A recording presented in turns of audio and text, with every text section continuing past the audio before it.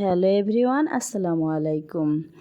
আমি আলহামদুলিল্লাহ ভালো আছি। আপনারা সকলে কেমন আছেন? আজকে আমি আরেকটা ছোট্ট ব্লগ নিয়ে আপনাদের মাঝে চলে এসেছি। আজকে আমার ছেলের 1 বছর পূর্ণ হলো, আলহামদুলিল্লাহ।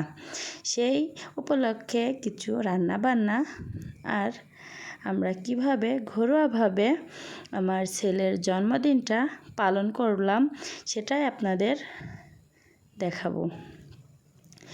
এই যে দেখেন, আপনাদের ভাইয়া সকালেই 2 কেজি গরুর মাংস নিয়ে এসেছে।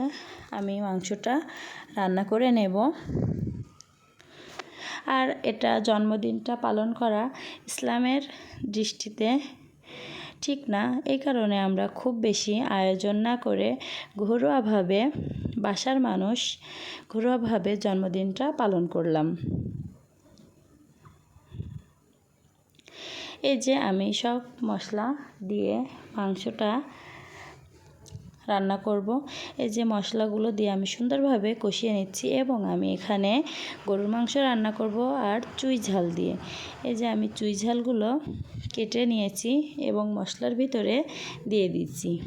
দিয়ে আমি সুন্দরভাবে কষিয়ে মাংসটা রান্না করব।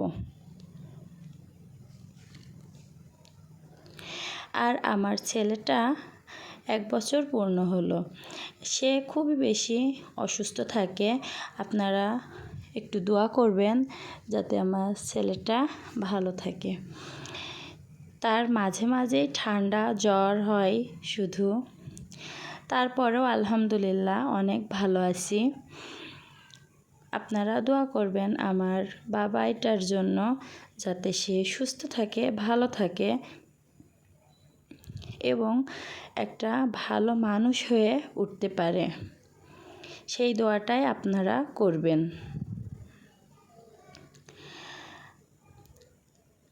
আর আমার সকল ভাই বোনেদের অনেক অনেক ভালোবাসা আমার এই ভিডিওটা দেখার জন্য।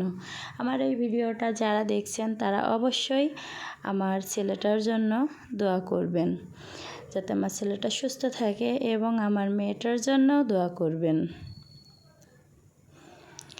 দেখতে দেখতে কিভাবে যে 1 বছর পার করে ফেললাম বুঝতেই পারছি না।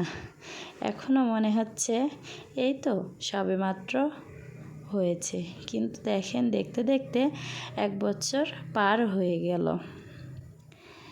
এই যে কিছু হালকা পাতলা আয়োজনের মধ্যে আমার ছেলের 1 বছর জন্মদিনটা আমরা বাসার সকলে মিলে কিছুটা আয়োজন করে উদযাপন করলাম।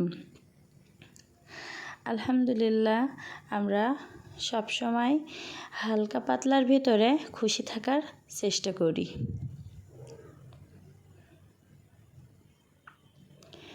আমার এই ভিডিওটা আপনারা যে যেখান থেকেই দেখছেন অবশ্যই আমাকে কমেন্ট করবেন আমার ভিডিওটা যদি আপনাদের ভালো লাগে, আর আমার ছেলের জন্য দোয়া করবেন।